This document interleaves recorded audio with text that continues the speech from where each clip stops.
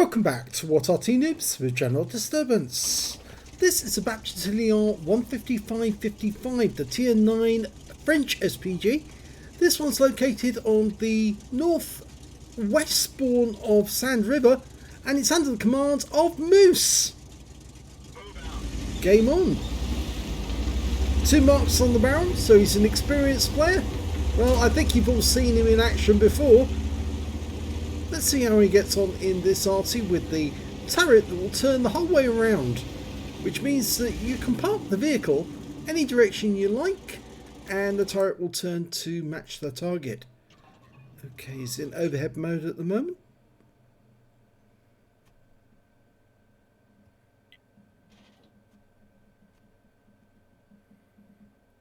Now generally there are some places on the map on Sand River where you should always aim, and there's a meta that you should follow, and it's this valley here where enemy tanks tend to come up. Oh, lovely first hit. Leopard prototype felt that one. It hit his rear for 303 hit points.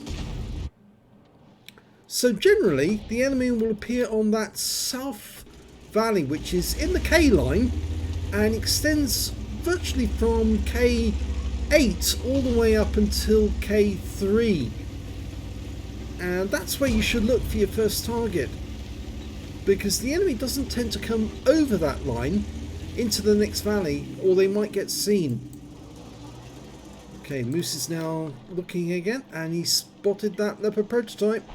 Turret turns to match the target, lines him up, rounds out. It hits the ridge line ahead of him. So I'm probably only got some stun off that, but he's just found his new firing position. And in this one he's now looking down the riverbed towards an AMX M449 who's on Quickie Baby's ramp.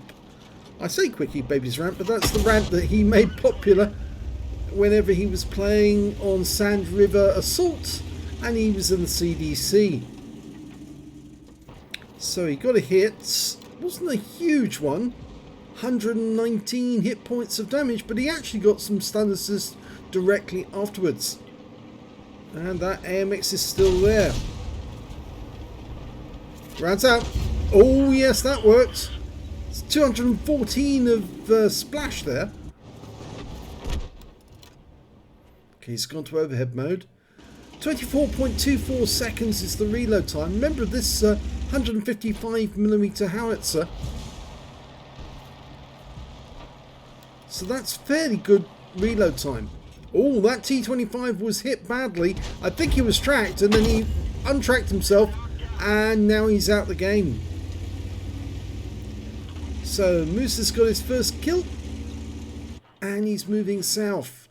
And there's a good reason to move south actually, because the enemy is actually getting quite close in the north. Although he's still aiming towards the enemy's cap at this moment.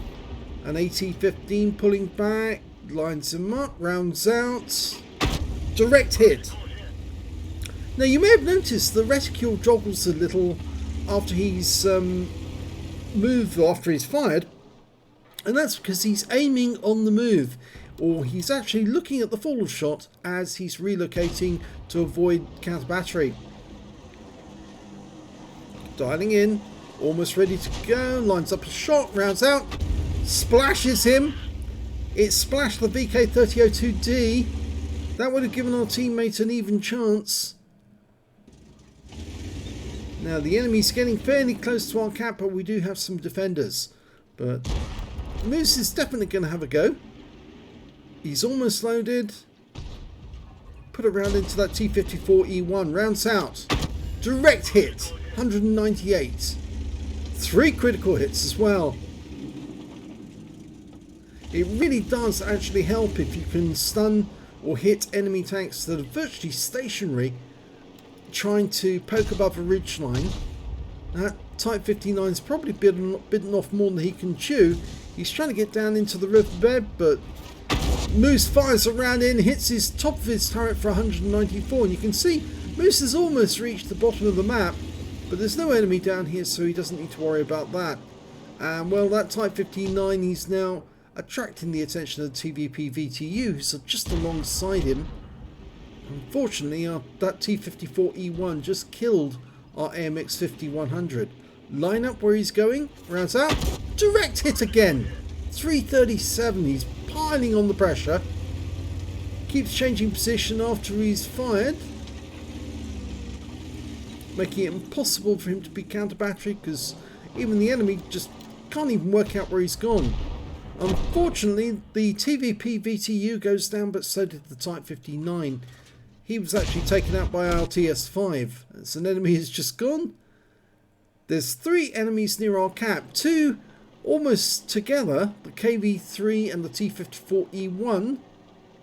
We're lining up on the KV5. Direct hit! 272 this time. Again, he's moving position. He's almost getting to the enemy cap, and we are capping now. So there's very little chance the enemy's going to win this. In fact, it's got to the point now there are only 2 enemy tanks left, but they won't be for much longer because both of them are likely to get wiped out. T-54E1's right at the corner to the next to that rock, rounds out on him, direct hit again, 235. We're still capping. There's no way they can get back to the cap, so they know they've lost this game. And there goes the T-54. It's just a matter of clearing up the Tiger P. He's been designated. You just put your rescue over the target, press the T key, and down arrows appear above the tank, which tells every other person that you're firing at that target. So stay clear. You can also put the rescue on the ground, or put the T key over the ground and then press the T key, and that puts circles on the ground which tells everybody stay away, you're going to get stunned. And there goes the Tiger P, and that's the end of the game.